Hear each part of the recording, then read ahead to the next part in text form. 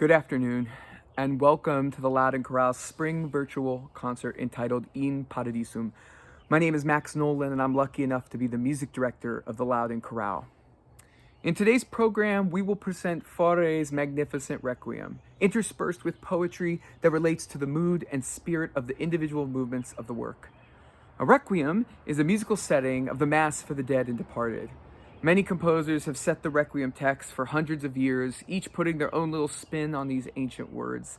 Yet, Fauré's setting that you will hear today is exquisitely unique, because instead of lingering on the pain of death, or fear, or of judgment, he spends most of his time highlighting the concepts of rest, eternal light, and that great mystery of faith. Fauré called this work a lullaby of death and fully believed in, quote, a supreme leniency that could only be divine, in which the human soul dreams of being cradled like a child. We have all been surrounded by so much loss this year, both in our personal lives and, of course, in our broader world, as we have made our way through this pandemic. And rehearsing, recording, and listening to this piece has been a balm for our souls. To hope that no matter what happens in this world, we end up in our own version of In Paradisum, our own paradise, is the comfort we all need at this time. That is why the chorale is dedicating today's performance to all those we have lost in the past year. May this music be a memorial to all of those souls. Now, if you're familiar with this piece, you may be expecting large choirs and full orchestras, and I hate to disappoint you, but today's performance is not that.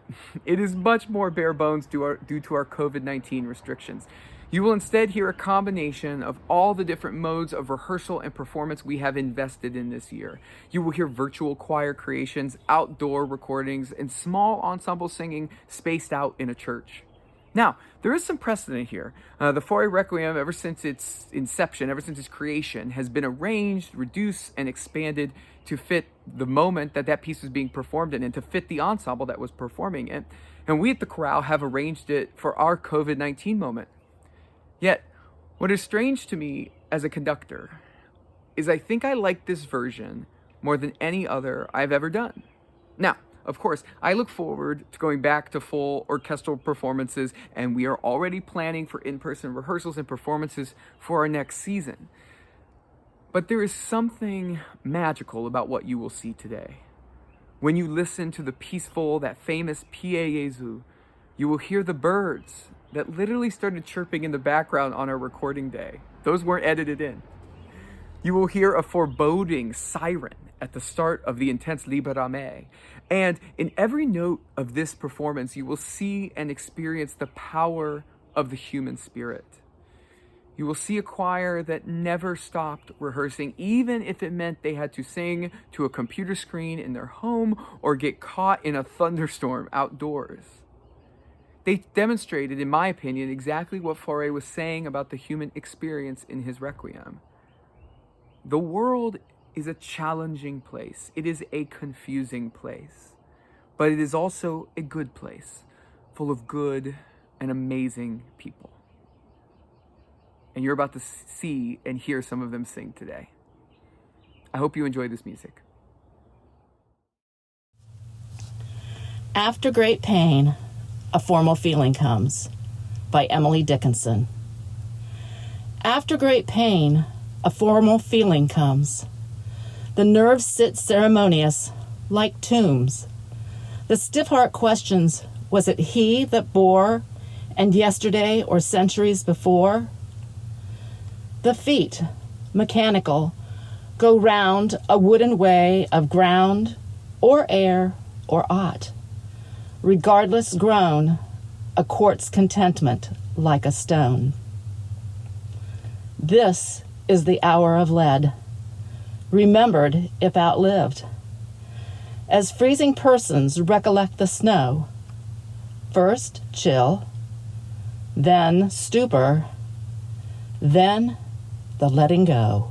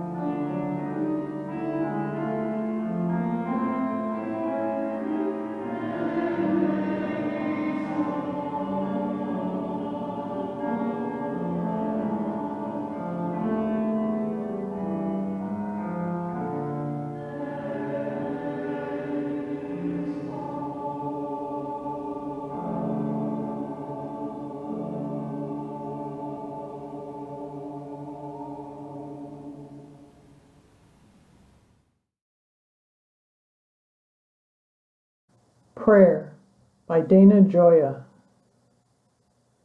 Echo of the clock tower, footstep in the alleyway, sweep of the wind sifting the leaves, jeweler of the spider web, connoisseur of autumn's opulence, blade of lightning harvesting the sky, keeper of the small gate, choreographer of entrances and exits, midnight whisper traveling the wires, seducer, healer, deity, or thief, I will see you soon enough. In the shadow of the rainfall, in the brief violet darkening a sunset. But until then, I pray, watch over him as a mountain guards its covert oar, and the harsh falcon its flightless young.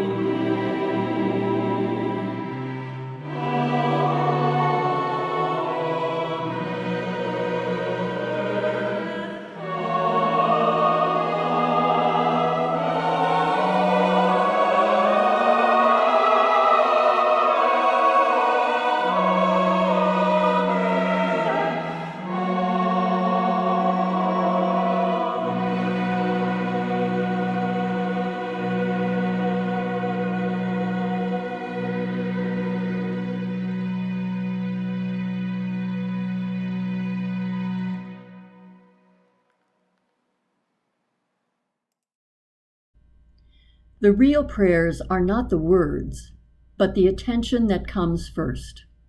By Mary Oliver. The little hawk leaned sideways and, tilted, rode the wind. Its eye at this distance looked like green glass. Its feet were the color of butter. Speed, obviously, was joy. But then so was the sudden slow circle it carved into the slightly silvery air, and the squaring of its shoulders, and the pulling into itself the sharp-edged wings, and the falling into the grass where it tussled a moment like a bundle of brown leaves, and then again lifted itself into the air, that butter-color clenched in order to hold a small, still body. And it flew off as my mind sang out, "Oh, all that loose blue rink of sky, where does it go to? And why?"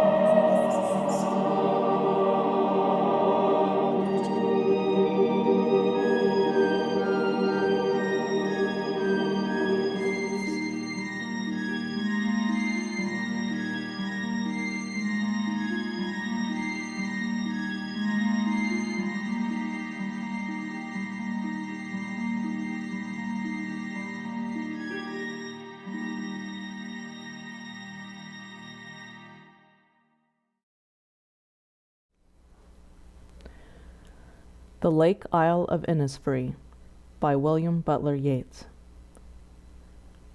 I will arise and go now, and go to Innisfree, and a small cabin build there, of clay and wattles made.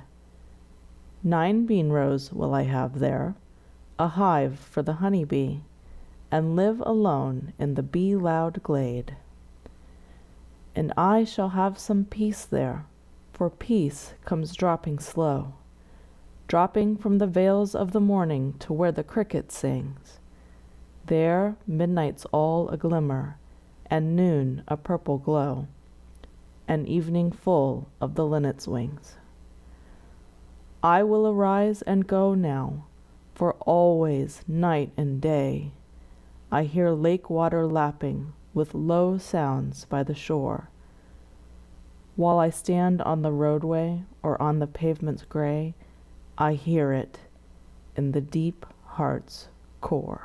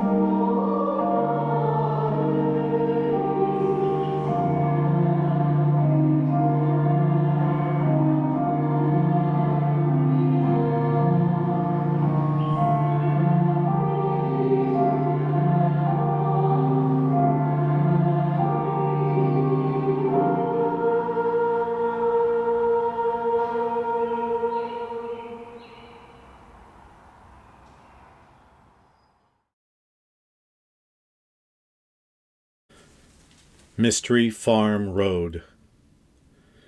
You don't know how you've gotten here, what accidental turn on the road you took while thinking hardly of anything. But here you are, suddenly, at a river shaded by black willows on either bank, the water dark and indecipherable. And it is this river, you are sure, that ran through the book you read one summer as a boy in Alexandria, when the plains of Kansas were as far away as you are now from your childhood. And you feel a certain dizziness as you see the railroad tracks running along the river, and the small bridge you've kept inside you all these years, and the red barn on the other side with its silver roof shining like a vision of America. How sure you are that the freight train on its way west will soon pass through here, sounding its long, plaintive whistle, or that the school bus you've always wanted to ride through the waves of grain will appear over the crest. The book in your memory is riffling its pages, whispering to you, though you can't remember the beginning or the end. Only the farm, which is before you, and a dog howling at the passing trains, and a boy standing by a river.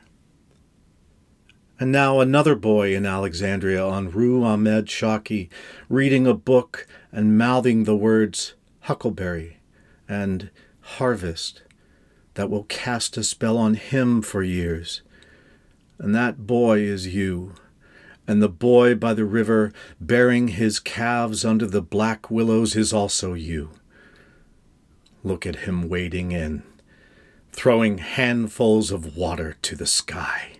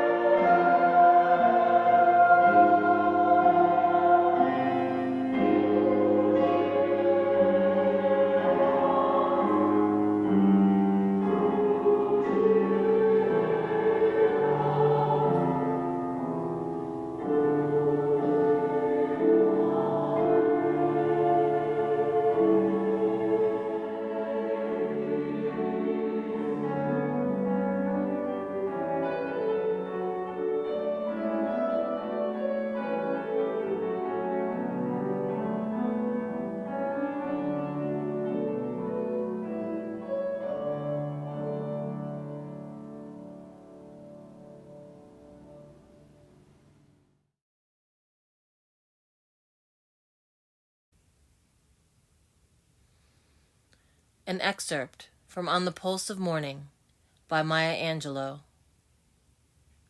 A rock, a river, a tree, hosts to species long since departed, marked the mastodon, the dinosaur who left dried tokens of their sojourn here on our planet floor. Any broad alarm of their hastening doom is lost in the gloom of dust and ages.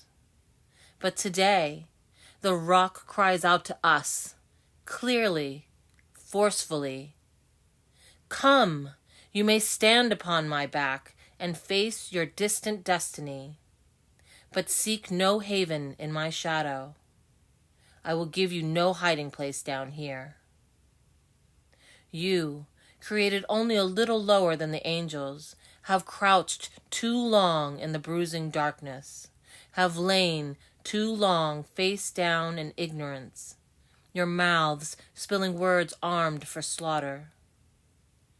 The rock cries out to us today. You may stand upon me, but do not hide your face.